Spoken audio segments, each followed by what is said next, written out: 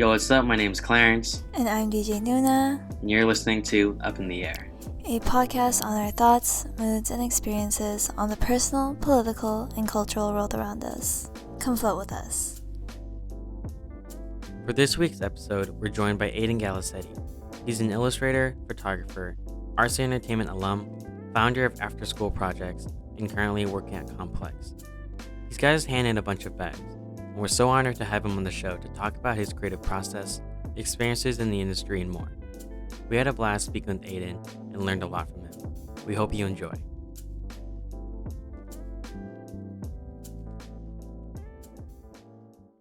Aidan, we're so happy to have you on the show.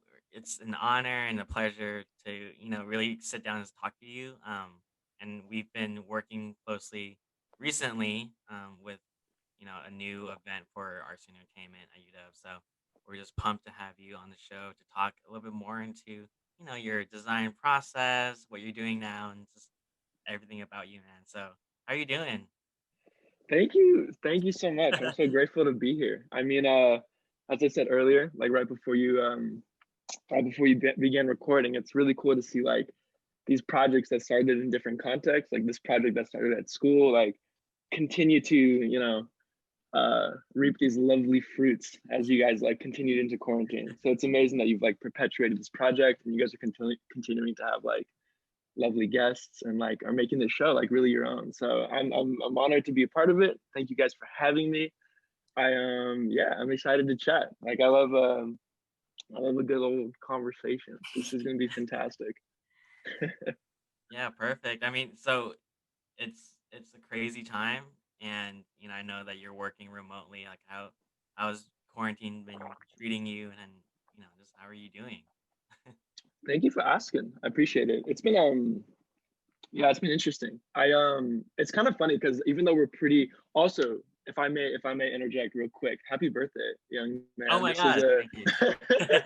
This is a couple days late, but it's worth taking note of. I had a fantastic day. 23, right? You turned 23? 23, dude. Jordan. Oh man. Bro, we're the same age. What the fuck? Dude, what? Yeah. Like I would not have realized that until I think actually real?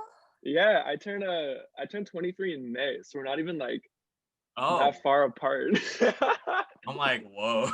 That's amazing. That's crazy. Yeah, no, it was interesting to have a birthday during this time, but I was just like, man, I can't believe I'm this old.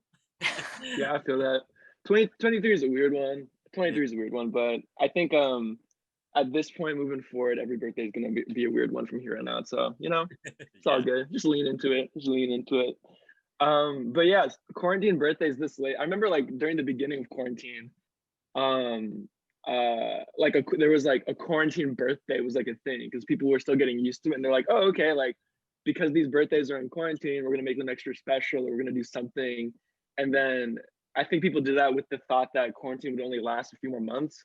And then as it like perpetuated over like 6, 7, 8 months, people just started like giving up on those. And now it's just like, sorry, man, like we're not gonna show up. We'll do it next year, Exactly, yeah. I remember in the beginning people were like, oh, we're doing all these like crazy like recording videos of themselves, sending to their friends. Like people were making like compilations of like all this like happy birthday shit. Like that happened to me at least like 2 or 3 times in the beginning and like hasn't happened since.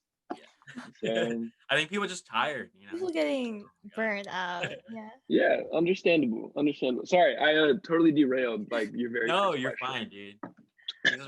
This is why we were looking forward to having you on the show. We just talk about anything and everything. Oh dear God. Yeah, we'll let the spontaneity. I don't know. We'll see what happens. Hopefully, if it gets too far off track, just steer me back on. It'll be good. As you said, the trade winds. I thought that was so apt, Clarence. I love that. Yeah, the trade winds fair. Wherever it's gonna take us, I love that. That's so. But could you tell us a little bit about yourself and what you're doing nowadays? Yeah, of course. So right, quarantine. It's been, as you said, I'm working from home right now. I'm working most of the week at Complex doing a doing a video editor role. So basically, I work on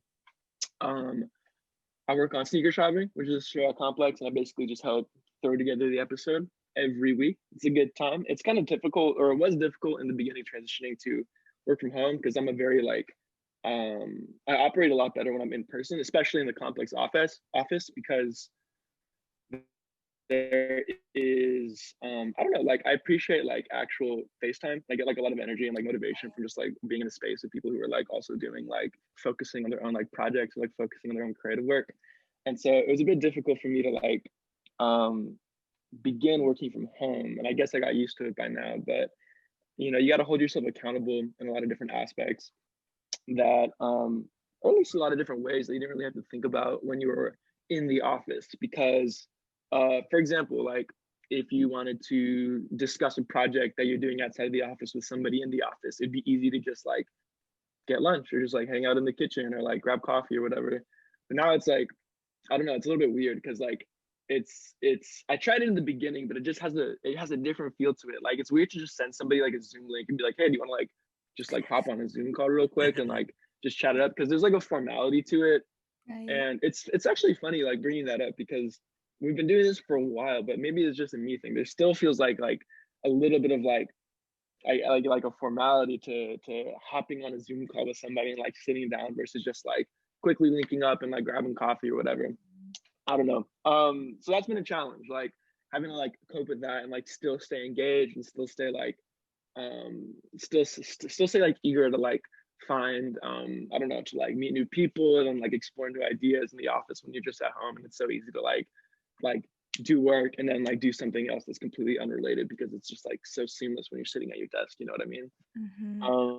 I'm sure it's like similar with school as well. Like I remember at school, like I would never be good at doing shit from like taking online, or not online classes, like recorded classes. Like it'd be a cop out for me, and I would let myself do it even though I knew that I'd be like way less efficient, I'd be way checked out, and I'd be like eager to hop onto the next thing the minute that the recording was over. So it's not identical, but there's like a tangential parallel there, which I think is like, I don't know, which is new for me. So but besides the work stuff, I've been keeping pretty busy with the freelance. That's actually been probably the most fruitful thing that's happened to me since I began working from home. I don't know if it's like the illustration field or what, but the illustration demand, or like the animation demand, I should say, has like really increased. Maybe it's because like a lot of the media is turning digital and like people are looking for ways to, I don't know, make content without putting bodies in a room. And so I got really lucky, like with a couple friends who were needing some things, need some projects. They referred me to a couple other folks who were working on some things, and like my illustration, I guess like my illustration demand like slowly went up and up. And so I've been keeping busy with that, keeping busy with a couple freelance edits on the side, keeping busy with the office work, and also trying to keep busy with the personal projects in ASP and outside of that. So yeah, it's been cool. Oh, also worth noting, I'm sorry, there's so much to say, dear God. No, It's it's a busy amazing. man, dude. Dude, quarantine's Damn. crazy, dude. It's like, I don't know, I feel like I don't know, we've all just been put in this giant blender, you know, where like time and space doesn't really exist anymore. We're just kind of floating through. You're Yeah. floating in a direction, don't know which way. But I left New York in March when like things began spiking originally, which was crazy because I remember the first weekend that everything went nuts. The first weekend people were lining up out of stores, like, you know, like raiding grocery stores, whatever. There was only 13,000 cases in the city, and that was the weekend we thought everybody was gonna kick it. Like we thought everybody was gonna like not make it out of the city, and now there's like over like like obviously it's been exponential since then. But the thought, like that naive thought that like this is the worst it can be, like the first weekend in March was so yeah, it was so short-sighted. But anyway, I left New York that weekend. I stayed with my parents in DC for about 3-4 months, which is really nice because my sister, who's in med school in Milan, Milan was like in the Lombardy region, there was like hella cases, so she had to come back as well. And so we were all in DC, my mom, my dad, my sister, for the first time. We were all together for the first time in a minute, so that was kind of cool. So I stayed there for a few months. My sister went back. I went back to New York occasionally because Jen was over there. And then as of the past month, so like fast forward to October, I flew over to California. I'm like originally from California. I'm originally from Southern California, Irvine, and I've been back home, and it's felt ideal. It's felt very nice to be in the sun. No, yeah, it's great to hear about your projects and transitioning from New York back to California. And yeah, I think it's wild to see that we've made it full circle and our cases are worse than March, which is so discouraging. And no, I remember I was looking at this past clip from March, and I remember talking to the camera and saying, "Yeah, there was 12 people that were infected with COVID, and it was only 12 in Seattle, and now That's wild, that's wild." So, it's man. yeah. What a time! I think. Do you guys remember, perchance, we had a human condition issue 4 launch party in February of last year.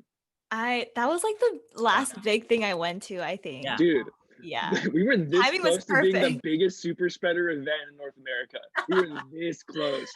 Like, I think when that happened, there was like allegedly there were only like 1 to 5 cases in all of Seattle. And Mhm. I talked to some of my nursing homies, and they told me that like those cases, like they knew of some more cases that weren't being reported. But I don't know, man. Think of one like spliff just like passing or like going through the party. Like, oh dear God. Yeah, well, every time I see like I turn on the news and they do like those little animations with like how it spreads, I'm just like, oh my god, like I can never Yeah, go to a party again, you know? yeah, Just the yeah. thought, the It's sheer thought of terrifying. like getting something is insane. Yeah, it's crazy, and it's crazy how we've settled into like this. I don't know, like I can't imagine what it'll look like to go to a concert. You know what I mean? Like Yeah, I I don't know, like I can't imagine being in a crowded room with people, even like when it's like I don't know, even when there's like a vaccine out, even when there's like we've passed this, so to speak. And I guess like we'll adjust to it the same way that we adjusted to, the current moment. But just the thought of being in a room with that many people is like terrifying. Even when I see like photos from like the past, or like Even the or I'm launch watching a party. movie. Mhm. Yeah, like it's like what the hell were we doing? Even though like Corona wasn't an object at that time, it's still like wow, like I can't imagine being in that setting with the mindset that I have right now. Wild. No, that's for real. And even when you were talking about like the formality of Zoom meetings, like yeah, these interactions used to be super organic and really just off the bat, but now it's really, yeah, you have to formally set it up, like send a calendar invite and everything. And yeah, I think I'm nervous for post-COVID. Like I feel like I lost a lot of my social interaction skills. I know, Yeah. I'm gonna be so awkward in person. Yeah, I I didn't feel realize that. I feel how that. far like, a handshake or a side hug can really like break the ice, because yeah, on those Zoom meetings, it's like awkward for like 2 minutes because you're just trying to get warmed up to each other. So, Yeah, I was telling this to Jubilee too, like with the arts and entertainment team, like we hadn't met our director or the marketing coordinator in person yet for a while, and so like when you meet someone over Zoom, you can only see like dressed up, and so it's like you miss out on like the height proportions, like all the power dynamic is different. You know what I mean? So it's just super weird. This is the whole Zoom thing. wait, yeah, it's wild because Clarence and Definitely. I got to meet our director and our advisor in person. And, Clarence is like, I think you're 5'7", 5'8". Yeah, yeah. But both Trevor and Spencer are like over 6 feet tall. I didn't actually know that. So Oh damn. it Yeah. was wild to see. Dang. Yeah. Wow. I never thought about that. That's so funny. The power dynamic over Zoom. You can be whoever you want over Zoom. I It's know, like you just be a whole new person. exactly. Dude, I feel that, dude. Sometimes I don't speak like all day because there's just nobody to talk to. And then I'll hop on a Zoom meeting at like 5 p.m. and I like go to say my first word of the day, and it comes out like it just like croaks out of my voice. And I'm like, oh my God. But I'm like, I don't know. I began like not training myself, but like every now, like if I have like a call or something like that, I'll have to like do some fucking throat exercises before I begin speaking, or else like I literally can't speak. I sound like it sounds awful. So I know. I'm like doing vocal exercises every once in a Deadass while. Clarence had us do some vocal I exercise. know. no I mean, it was like way. we weren't like up super early, but I mean, we were talking a lot, so I was like, we need Mhm. to warm the voices up, you know. I did No, that. I did that. I did those before I hopped on today. So yeah, I saw vocal cord. this. still kind of raspy, but like, you know, it's okay. Yeah, I saw this tweet that said, like, I have more conversations in my own head than I have with people these days, which I think is true. Um, This is a fact. but yeah, we just want to say congrats also on your recent merch drop that you did a fundraiser Oh, for. It was so amazing to see just, yeah, like you're pumping out these personal projects with after school projects.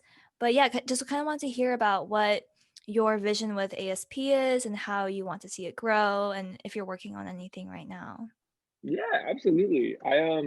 Thank you for asking. It's a Yeah. fantastic question. ASP has been a labor of love, um, in the true sense of the phrase, since the very beginning. And I don't know if you guys are familiar with the origins, but a very good friend of mine, Tim Kwan, who I believe graduated from the design school last year, I believe, or maybe he graduated from the computer science school last year, and the design school the year before. I'm not 100% sure. But we went to high school together. We're both from Southern California in Irvine. And when we came to college, within the first like few months, we wanted to make something. We didn't know what it was. We didn't have the vocabulary. We couldn't really articulate exactly what we wanted, but we had a lot of passion, and we had a lot of like desire to stay in touch with our friends back home. We had a lot of desire to design some sort of platform that could put people who are also passionate about things that they're working on into a similar space. And like, again, we were very green at the time. We were very naive, and so we didn't know exactly, at least I didn't know anything about like building a brand, quote unquote, or like marketing, quote unquote. And so from the conception, ASP has been a really great way to hold yourselves accountable to just try and figure these things out. And I think this has been the biggest, like it's difficult to enumerate exactly what the benefits or like, you know, the specifications of ASP. But in retrospect, one of the greatest benefits has been using it as a benchmark to try, like using it as a reason to just try new things. And when you're like growing up, and like I was very unfamiliar with design, like I didn't even know it was like a major that you could partake in when I went into college in the first place. um when like you don't know any of these things, like I think it was really valuable for us to have this like thing we just made from scratch to be like, okay, like we need to post something on this, we got to take some photos, we got to make a poster, let's do a show, like all this stuff that it wouldn't have like popped up in our life otherwise. We kind of forced in like through like sheer will, and we didn't know how to do it. A lot of the stuff that we did in the beginning was really crummy and like really like bare bones, and like but we didn't know that at the time. And in retrospect, it's like, yeah, maybe it wasn't as good as it could have been, but like if we didn't do that, we wouldn't have anything to hold ourselves accountable to back then, and we wouldn't have the perspective that we do have now. And so since then, sorry, it was a little bit of backstory, I suppose, but since then it's like taken a little bit more shape, especially over the past, I always say this, I always say over the past like 6 months, ASP has taken like a new shape, which I think is a good thing. And I always worry about like, I think I've like given up on the idea of it being like not given up on the idea, but like it's evolving as the people who are within it are evolving. And like as somebody like a young college kid, like if you compare yourself then and like you as like a post grad person, like a lot of change hopefully has happened in that time. And so, you know, if you're a part of something that's very close to home, like very close to your own personality and style, it only makes sense if that thing also evolves with you. And so when I first started detecting this change, I was very nervous because in my head, it's like all the brands I love, like their identity isn't changing all the time. Their brands have like consistent pillars that like their audience can trust in, that they can kind of use as reference points to their work. They see consistent style throughout. They may be bringing people to collaborate, but it's never straying too far from their original nature.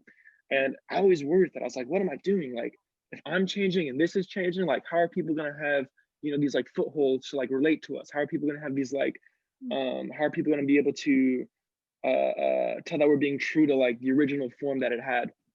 And I think I kind of like, I took a step back from that because that was really stressing me out, especially at the end of college.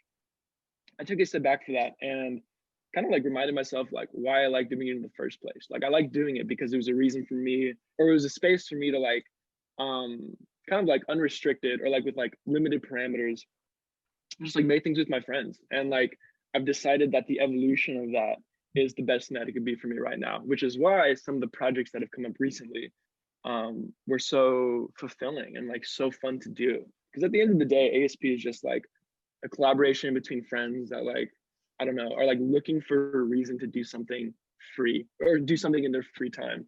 And yeah, so when quarantine happened, it was kind of a reset because it gave us a moment to say like, okay, as a lot of people did, like we took a moment to reassess the type of content we were producing, the ethos behind it. Because it's very easy to post something and just say like why, and you don't really know the answer and you just kind of move on. But Right. because we felt there was like a pressure vacuum, like there wasn't any reason to post on social media for like 3 months, which felt amazing. And so we were like, let's just think, let's just sit back and like think about something that'll really be meaningful to us. And a couple projects like popped out. They started like slow. The first one we did over quarantine was the isolation illustrations. I don't know if you guys remember that, but Yeah, that was Yeah, that was super nice. fun, dude. but it's like a very simple idea, right? It's like so bare bones. And it was just like, we're gonna post a few prompts and like we have free time right now. And like, you know, in the panic and kind of uncertainty and anxiety in the beginning of quarantine, like it's kind of cool to take a step back and turn your energy into like a creative, like, you know, shift your energy towards a more creative outlet that people are doing as like this little community. And, you know, ASP is like tiny by like all standards, but within this tiny group, there are people who are like passionate about what they do. And so it's cool to just have this small, you know, this small subset of people just kind of like sharing their work. I remember Sunny even like took the opportunity to like, he did a bunch of the prompts and they were like stellar. Cause I don't know, like it's, I don't know, like you see everybody's different, like the prompts were like general enough that people could interpret them. And so you see people's like personality come out. That was fantastic. But yeah, so that was like a very low bar sort of like, you know, purely over social media, do it if you want to do it sort of thing. And then the next thing that we did, also worth mentioning, I did all of these things with Jen and Lauren. Jen, obviously, who you guys know, and then Lauren, who's a friend here from California. But and a couple other friends were tapping in as well. And the next thing we did was this poster fundraiser, which was really fun because it was like one step up. You know what I mean? It's like, all right, we're gonna do like a physical thing. We're gonna see how it goes. We've been wanting to make posters for a while, and so we like hit up a bunch of our friends who were like, I don't know, creatively inclined, yeah, but also just like, I don't know, we think they'd make a fire poster. We hit them up, and we put these posters together, sold them as a fundraiser. I think, oh yeah, this is one of them right there. Oh, But that's Fire. thank you. And yeah, we just like sent them out. And as you guys know, you guys are like like much deeper into the design realm than I am. But there's like a satisfaction and like a fun that comes with the process of like, all right, let's develop the strategy. Let's get the plan. Like, when are we gonna post? How are we gonna do it? What's the look and feel? What's the style? Like, what do we want people to take from this? What are they gonna remember? Like, all this stuff. It's really fun to do when you have like a small team of friends. And I feel like, I don't know, I don't know if this extends to like maybe podcasting, for example, but it's like kind of similar. It's like, you know, it's like, okay, we have it like a topic, we have an idea, we have a goal. Like, how are we gonna do it? Who are we gonna bring on? Like, developing the strategy of the process is like really exciting. And so one of my closest friends at Complex, he is an incredible designer. He like helped out with the hats that we had, and then my friend Lauren and I worked on the shirts, and we got the embroidery done with like, or we got the hat blanks from like this one distributor in New York who makes fire hat blanks. We got them sent to LA. We got the embroidery done at like this one factory. Like, you know, we're like piecing together all these things to make this thing come to life. And everything is also like this right now, and it's like difficult to find because I was like in New York, and like my friend Lauren who's like a photographer and designer, was like here in LA. And so we're like, shit, like, how are we gonna, if the merch is in LA and we're here, like just like strategizing, like everything was a challenge, but it makes it so fulfilling when it comes to life. Like, I didn't really know much about I mean, I still don't really know much about this, like the production world, or even like I still feel very, very novice in like the design world. And so I'm really lucky to have friends who are more experienced in that, friends who know where to get these things done, friends who know how to like, I don't know, friends who have a way better understanding, a way better grasp of the foundations of something as simple as making a t-shirt that can help like steer me and like collaborate with me to make these things come to life. Because I'm definitely not like, I don't know, my work is always more effective or like more impactful when I work in a team. And that might like, I feel like that goes for most people. Like, generally, you know, you can go farther together. There's like that quote, right? It's like, you know, when you're alone, you can go fast, but when you're together, you can go far. And I think I'm really lucky to have people that are like willing to stick with it, stick in it, or stick with me to make these things come to life. So yeah, shout out them. No, for real. Like it takes a village to get these projects done. And yeah, I was just about to say, like, I have one of Lauren's prints up on my wall because Clarence gave me one for my birthday card. Yeah, Oh it's my God, the cute that's so little. dude. sweet. Yeah, I loved Oh, it. Yeah, that makes me so happy. yeah, Dude, that's awesome. That's freaking yeah. awesome. I love Clarence that. and I love that postcard. it's so One. beautiful. And Clarence and I, yeah, we've never met Lauren, but we're, fans of her work. I think we both follow her and she's amazing. So, Yeah, maybe potentially have her on the show too. Her work. Dude, she would crush one it. day. She would crush it. She just went blonde. It's amazing. Like, she's a force of nature. You should it's Amazing. actually funny because like I I actually met Lauren through like ASP more or less. Like, Oh, and really? it doesn't feel like that. I feel like I've known Lauren my whole life because she's from Irvine. So we're like close by, but Oh, wow. she went to like arts, like an arts high school, and she was like from another neighborhood. So we never really like crossed paths until like a friend of a friend introduced us to do like an ASP. We like did a show together like when I was a sophomore, and that's kind of how our relationship began. But she is crazy. Like I don't want to speak to like I don't want to like I don't know, just like fucking gas Lauren for like the rest of this podcast, but she is nuts. Like she has a like a range of ability and like a depth of knowledge across so many mediums. It's not only like unique to herself, but also like it's very expressive, unique to herself, and relatable for other people looking in. So definitely check her out. She's overpowered. She's OP. That's So amazing. fire. One thing that we found that was really interesting about you is that, like in addition to having all these collaborative or creative friends, you yourself, you didn't study something like in the creative field. So we're really interested to know like how did that even happen and like what led you down this more creative path outside of school? Yeah, great, fantastic question. Again, I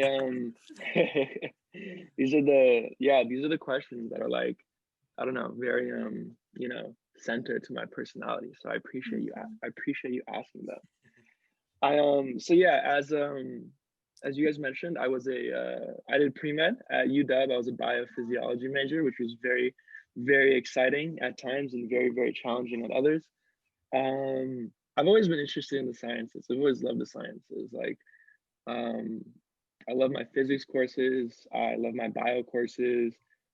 I hated my chemistry courses. I could never go through chemistry. In fact, I said that I was the pre-med route, but honestly, I didn't finish biochem because I was going to do that at community college back in Irvine. So I was not going to put up with it at UW. It's a hack that a lot of students do. I was going to be in that boat before I possibly applied to med school, but obviously things switched up before that happened. So biochem is still, that box is still unchecked, which is cool, which I'm cool with. But anyway, I've always loved the sciences, and to me, the two are never like mutually exclusive. You know what I mean? The arts and the sciences, they always were hand in hand in different ways. And I always like kind of valued my like, because like when you're like learning, when you're like developing, I mean we all still are, but like when you're developing your creative style and like your creative understanding, you're always looking for ways to differentiate yourself. You're always looking for ways to, you know, different mindsets you can put yourself in, different avenues for you to explore that are different from maybe the next person. And I always thought like, I always doubted myself. Let me make that straight with the science shit. Like I was always like, oh my god, like I don't know if I want to do the creative stuff, the science stuff. Like I don't know how this is overlapping. I don't know if I'm just projecting and kind of like making up shit to make myself feel better about doing the two. But I've always told myself that one informs the other. You know what I mean? They're both kind of exploring the human condition in different ways. Like a good scientist is a good problem solver. It's a good critical thinker. They're a good communicator. They're curious, you know what I mean? They want to understand the root of problems. They just want to they have a very intrinsic, very honest, very genuine urge to understand the way things work, just for the sake of understanding the way that it works. You know what I mean? Obviously with like medicine, that goes into practice and you take that curiosity into something more practical. But like off rip, like a good scientist is just a curious person, the same way that a great artist or like a great thinker is just a curious person who wants to know more, who wants to figure out, who wants to get a perspective on, the phenomena occurring around them just for themselves. And like I've always tried to focus on that. I've always tried to focus on like, okay, like if I'm doing this, if I'm learning about this in biology, you know, if I can maybe take this take this information and like somehow like somewhere, I couldn't like articulate where it was happening, but somewhere like, you know, grow like empathy in another region, or like if I could take this information and like, I don't know, get like a different, like think of a different way of, if I could solve a problem in like biology the same way that I can solve a problem creatively, like I might have some fruitful results. I might have some unique results. And so um, that's what I told myself. So I wouldn't give up on doing the two together. But Yeah, in retrospect, I think it kind of worked out, because I think I feel grateful for my experience, and I feel like I learned a lot. And I wouldn't change that experience if I could. And it's been I don't know, like it didn't feel that way in the moment. Like I said, in the moment, it felt like I was spreading myself too thin. You get worried about like, Yeah. because I wasn't like a great student, so like because I was doing all the art shit, and I wasn't like, and I was always worried like I'm not gonna be a great artist if I'm doing the science shit. So I don't know, like I felt like I was in the middle, spreading myself too thin, and it's one of those moments where you just kind of got to trust the process. And I knew that I wanted to do both, because if I wanted to give up on one or the other, I would have, but it didn't, even if it cost me like, I don't know, stability in my mind. maybe, Be yeah. like that. Yeah, and yeah, so, and honestly, like it's interesting, like because I didn't, you know, like I wasn't like formally, I didn't like go to school for this stuff, but even going for school for it has its own like, because I remember I talked to, I mean, most of my friends from UW are like, or a lot of them are in like the design school, and like it's a whole different sort of like I had a luxury in that I could, whenever I needed to, wanted to do something creative, I felt like very like charged up for it, because I'd be pent up from not doing it, you know, like during the day. But in design school, from what I've heard, it's a different experience, because like you are doing it all the time.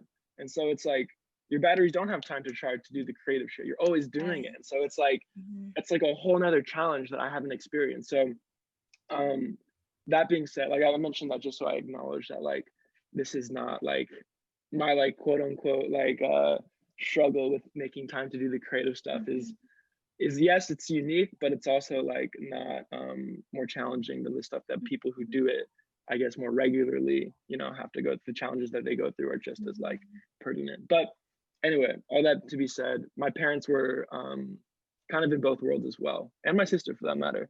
Mhm. My mom got an art degree, but she got an art degree later in her life after getting a degree in biology as well from UCLA. And so she was a science teacher her whole life, and she also did art the whole time. And she's one of my biggest inspirations, because she's always had this solid, this unwavering belief in her own work. She never needed to do it for profit. She never needed to turn it into a brand or like make an identity for herself as an artist. It was something that was purely cathartic, something that she purely loved. And she did this shit seriously. Like she has done this from the get-go. She went to school for it. She got a degree when she was 30 for it. And it was just because she liked to do it. And I thought, damn, I can never be that pure. Like I will always try to turn my interest into profit. I'm kidding. The ugly Uh, truth, yeah. We gotta catch up with this capitalist society, so yeah, yeah. exactly. Yeah, Uh, that's very interesting, and I feel like I totally agree with that, in that a lot of the best work creatively comes from an intersection of disciplines, you know, like Right. you're right in that, like for designers, Jubilee and I being in the design school, like we are doing it all the time. We're like pushing out a lot of work, and so it can be very exhausting when we're burnt out with like trying to think in that creative realm. And so I can totally agree with you on that. And yeah, it's amazing that it's interesting how your family has kind of influenced like the schooling part of it, but you guys are all, you know, creative outside of that. And I've seen like your sister pop up in a lot of like stuff that you create at the house, and like those videos of your different outfits. So I think that's so amazing, so Love fun. it.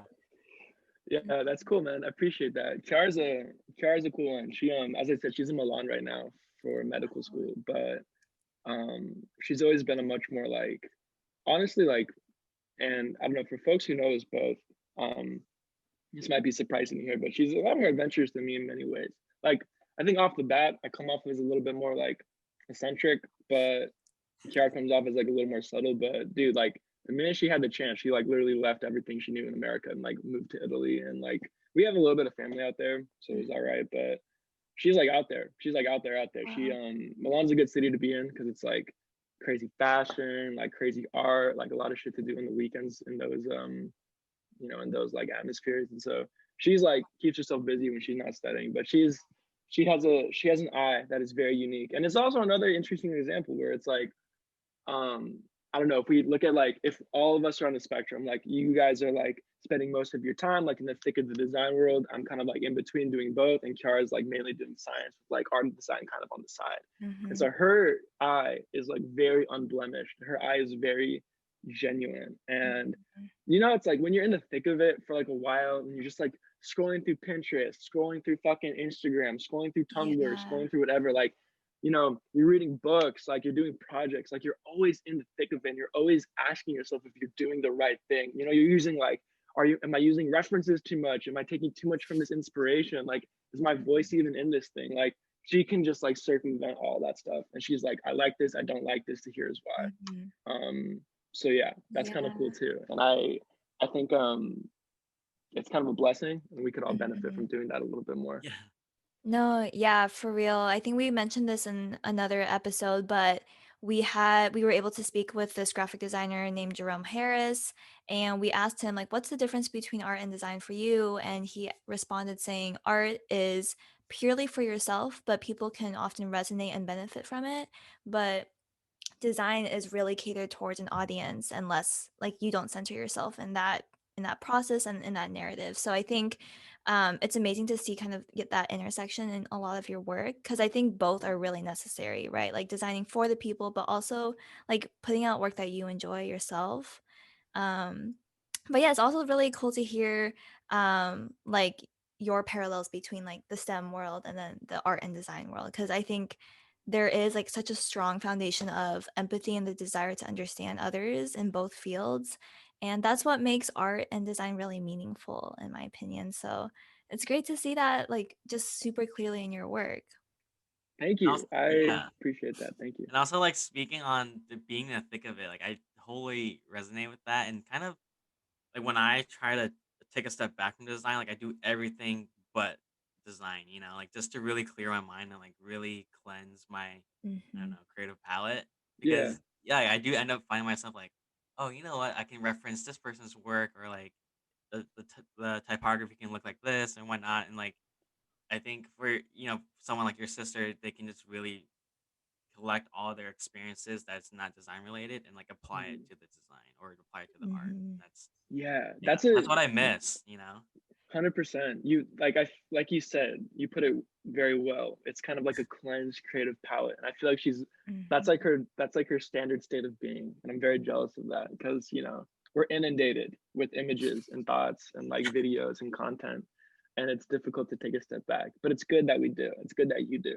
Um, it's good to just get refreshed, and get back in touch with yourself and remind yourself like what you like genuinely, like why you do it, that sort of stuff. Yeah.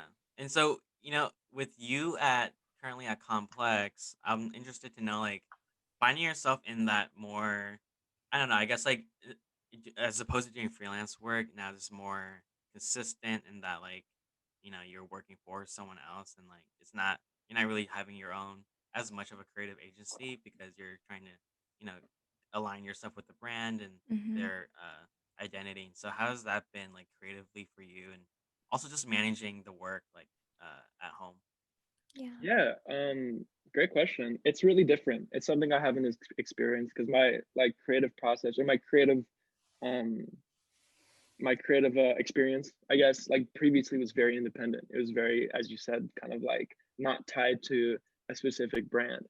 And it's been good practice because it's different. And going into the creative world from like a STEM world or from just like a non like formal creative world, there's definitely a lot of insecurity. And I feel like I'm making up a lot of time. I'm making up a lot of ground. And one of those things is working in a formal environment. And so in the beginning, and I still do, I really appreciate the constraints, the parameters, working within the bounds of somebody else's idea, like working within the bounds of the brand, because I realize like if I want to do this more seriously in the future, or even if I want to do my own thing, like these are aspects I need to know. Like these are fundamentals, these are basics, and I can't like I'd like to think that like I can just kind of like pop off on my own intuition or whatever, but there are people who have been doing this for longer than me. There are people who are doing this more serious than me, and I can take. I'll be a fool. I'll be a fool if I didn't look at those people and say, "What can I learn from you? How can I get better?" And to do that, you got to submit yourself. You know what I mean? To an extent, you got to say, um, I mean, like by all means, like be forthright with your personality and make sure the people around you understand who you are. But also, like, don't let that be an impediment. Don't let that get in the way of, you know, getting a task done that you signed up for. And so it's been a good practice primarily, but it also does fuel kind of like we spoke about before, like charging up, like when you're doing something that you don't necessarily like believe in 100% creatively. The Mhm. work does charge me up to do stuff outside of school, the same way that STEM stuff charged me up to do stuff outside of school in the past. Because super grateful for my work, but it is very formulaic. I do feel like a function a lot of the time because I'm working on a show that's been around for a while. Like there's a style that they demand. Right. Um, and I do feel like I'm like stretching my editor muscles. It's a video editing job, which is crazy because most of the stuff that I do outside of complex is, at least as of recent, hasn't really been like super video heavy, but it's a Mhm. video editing job. So it's like I tap in, I'm kind of in this like specific world with its own like specific rules. I get it done, I tap out and I go work on other stuff. So it's been I try to look at it through the most rose tinted glasses that I can because as I said, it is like it is at the whim of somebody else's instructions or in the whim of somebody else's direction. But there is a lot of stuff that I can take away to apply to my own stuff as well. I mean, like off rip, like I'm working from like a monitor like that they sent me at my home, and like I couldn't do a lot of the shit that I've been doing over quarantine if it wasn't for this computer. So that alone is like something I'm very grateful for just being a part of the office. You know what I mean? I think Mhm. the benefits the benefits of working on a show or like working with a company is that you can take a lot of the stuff that you either learn or the stuff that you physically have and apply it to your own work. So yeah, I'm grateful for that. I hope I answered your question enough. It's like a different Yeah, no, yeah, perfectly. I mean, yeah, that's just something that Julie and I have really been contemplating is, like as we're preparing for graduation, like we're gonna transition ourselves into a setting that's more like we're we're working from our own intuition to somewhere that maybe like we're starting from the bottom and we're pushing someone else's concept or someone else's Mhm. creative yeah, journey. So definitely. yeah, it's that's interesting, and I think that's very helpful for us too to like to know and understand so that we can prepare ourselves. For Yeah. sure, man. Also worth noting is wherever you guys end up, there will be people, most people will probably think the same way, where it's like there's an understanding that in the office, like you guys are trying to accomplish a goal, but everybody has the shit turning in the back of their head as well. And so like those are the valuable people that you can link up with and like be like, yo, like let's work on this thing outside of work. Like let's do our own thing. Like those, if you can like seek those people out, and there's probably gonna be a handful considering that you guys are gonna throw yourselves into what are gonna be beautiful creative careers.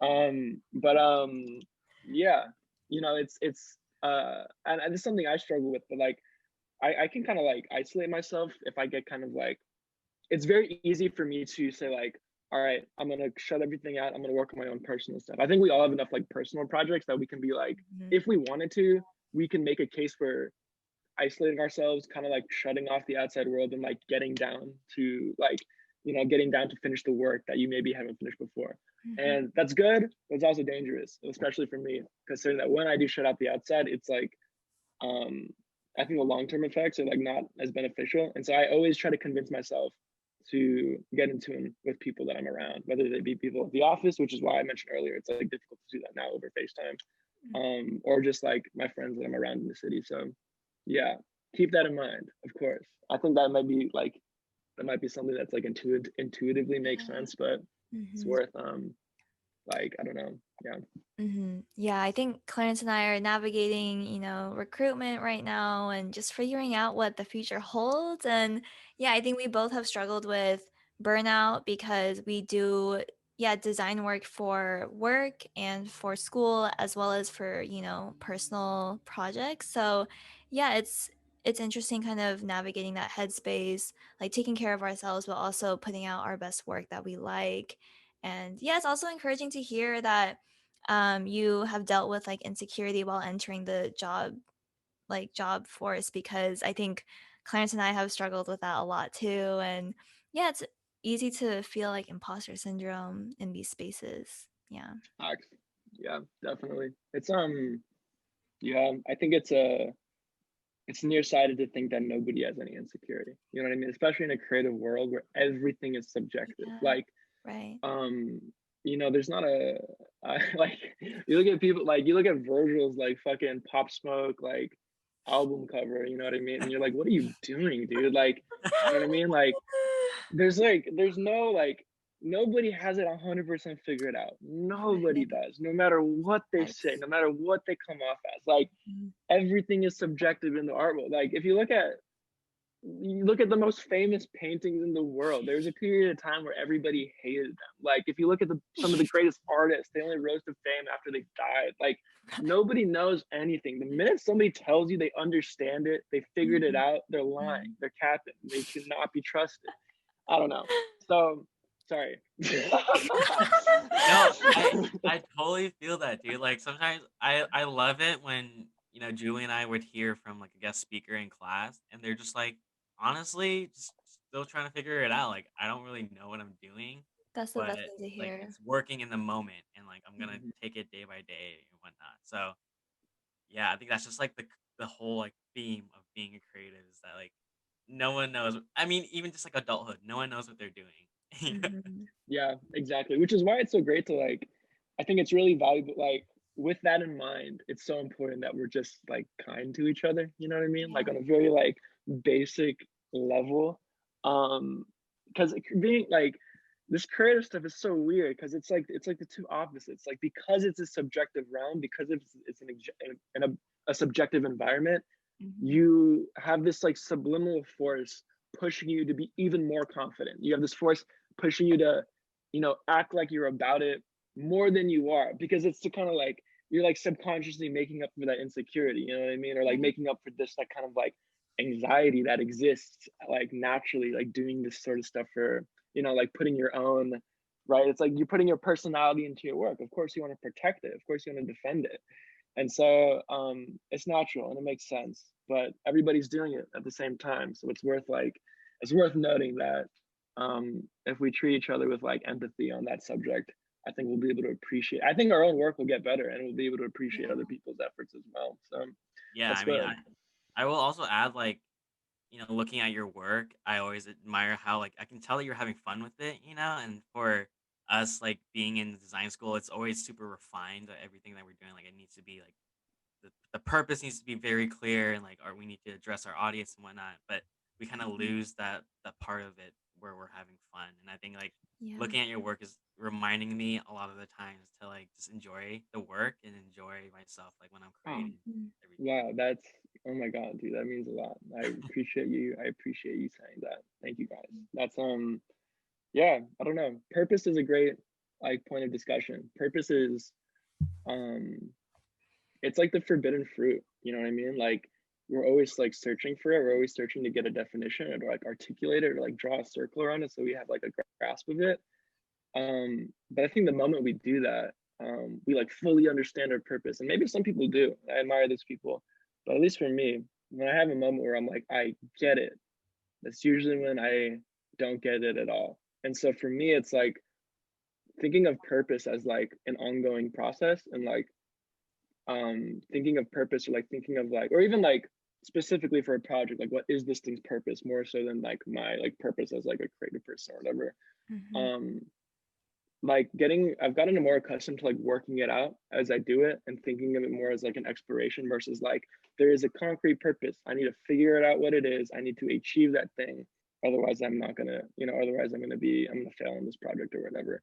And Mhm. so it's been helpful for me as somebody who has a lot of difficulty articulating the purpose of the things that I'm doing, to look at it as more of a, I don't know, like more of a lesson, more of like a path, you know what I mean? And so yeah, because I think at the end of the day, it's like the question. It's like when you think about like what do you want, or you know what I mean, like as like a person or like in your career or whatever. It's like usually when we define what we want, or like usually when we define what we want, um we're the furthest from understanding what that thing actually is. Because like Mhm. it's like once you define what you want, um you like once you get it, what happens? Like, you're just purposeless at that point. You know what I mean? It's Mhm. like, it's important that the thing that we want, or like the idea of ourselves in the future, is something that we work towards, because we can constantly push ourselves to get towards a thing. And hopefully by the time we get to that point, we want something else, or we're looking for something else, or we're trying to discover something else. So it just continues and can continue to develop and grow and evolve and whatnot. So Mhm. yeah, damn. No, yeah, we love that. That's kind of our visions up in the air. Like we came up with the name first, but then it was really fitting to our mission that we're constantly evolving, changing, yeah, very fluid in this process. And we love to see the progress and growth, and we're excited that yeah, friends are sticking around to see the progress and growth too. So yeah, it's been amazing to just chat with you and hear about your like ideologies and your yeah, just your story of leading up to where you're at now. So I feel like y- we could definitely go on for hours just talking yeah, about you got so much good things to everything, say. Oh, you guys are fantastic hosts. What can I say? You guys are just alley ooping me. Come on. really. No, yeah, Yeah. but we always wrap up with a song of the week. So something that's been on repeat, getting you through Hmm. this week. If you have something off the top of your head. I do actually. There's a single that came out. I guess maybe it's not of the week, because I believe the single came out 3 days ago. But since it's come out, it's been ubiquitous in the rotation. It is called NHS by Slow Tie, and Slow Tie is one of my favorite artists. I love Slow Tie. I love the way he sounds. I love his. I think he has the best, maybe outside of like, actually no, I think he has the best visual direction, like creative direction on his videos. Like, he's built this slow tie, and it's like this like weird kind of like evil, like kind of twisted, but also like deeply like empathetic and like deeply caring like world that his music lives in. He's like Rex Orange County's like evil alter ego. Like, it's like his evil twin that didn't like make it out of the hospital or something like that. And it's just like, I don't know, there's these like notes, these like deep chords of like of like compassion and like understanding that are just like enveloped in this more like abrasive, like aggressive, grimy sort of. Anyway, NHS by Slow Tie. It's a bop, and it's like one of the songs that has a couple more like, or a little bit more like apparent emotional tones. So I would give it a. I'll check it out. Um, yeah, it's an excellent song, Yeah, and it can can't kind wait of to check take it you out. out. Yeah. How about you guys? Do you guys have a song of the week? Clarence, want to go first? Yeah, yeah. Um, yeah, I will definitely check that song out. I haven't listened to his music as much as I wanted to because I've just been hearing so many good things about him. So yeah, I That's would definitely tight. be spitting that. But for my song of the week, I've been listening to Golden Part Two by Brahana. Um, Oh, Mm. word. and I don't know. I recently listened to a podcast episode from this show called Broken Record with Rick Rubin and Hell yeah. Malcolm Gladwell, I think, and a bunch of other Mm. people on the show. But they interviewed Burhana and like talking about his sort of journey into the music industry and like how it kind of aligns to our conversation today. How like he wasn't doing it seriously, like he was completely focusing on something else in his life, and then just tried music. So I just really enjoyed that song, enjoyed the vibe, and I think he Mhm. definitely does a good job of like not taking it too seriously, and just really expressing himself and doing it for himself first before like, oh, I want to make a record that like makes people feel a type of way. Like first, I want to make a record for myself. So yeah, I've been listening to that a Mhm. lot. That's awesome. I'll check that out. I'll check that out. I don't think I've Yeah. listened to. I'm familiar with Burhana, Mm. but I'm not familiar with his full discography. So I will check this Mhm. out, man. Thank you for Yeah, the I don't think he recommendation. even released an album yet. It's been a lot of actually he did release an album, but it's been slow. Like he's been Right. slowly putting songs out. Mm, So got you. Yeah. Got you. Got you. um yeah. Yeah. I think his Excellent. iconic song was Janet, right? Like that's the one that everyone knows, but Yeah. yeah, I definitely want to check out the rest of his work.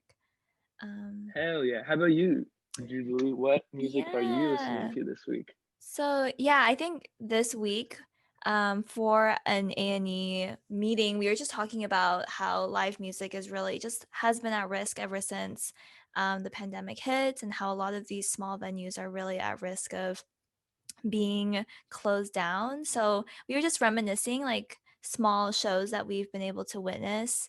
And I remember that Clarence and I think 2 years ago, we got to see Bruno Major live. So I was just reminiscing because he was so different live than his music. Like he was really actually pretty like out there, pretty extroverted, and he played a lot of like heavy bass music, even though a lot of his songs is pretty reserved. But yeah, I think my favorite track of his that I saw live was Second Time. Definitely puts you in the feels, but what's new with that? I think it's really True. appropriate as, it gets dark at 4:30 here. So that's something that's been on a lot of my playlists and something I've just been reminiscing these days. Like those small shows are really intimate and yeah, there's nothing like them. So So true. That's lovely. I love when a song can take you back like that. And yeah. now you're making me miss like going to Queen shows, man. That's been Ah, such a struggle of this quarantine, missing out on yeah, live music. for Like real. goodness. And also like you mentioned the Seattle music scene is like um it's been tough, like with the with the quarantine and everything. And it's really like it's scary but also inspiring to see people like rally around like these venues that are possibly, in the red for the near Right. future. So Mm-hmm. yeah, and Seattle's special because there are so many quaint spots to Right. I don't know, like there's so many spots to listen to like artists of all like, like of all of I don't know, levels of popularity. Mhm. And so I'm glad that that song brings you back to you Yes. know, your moment, in Mhm. person, listening to music that you love. It's fantastic.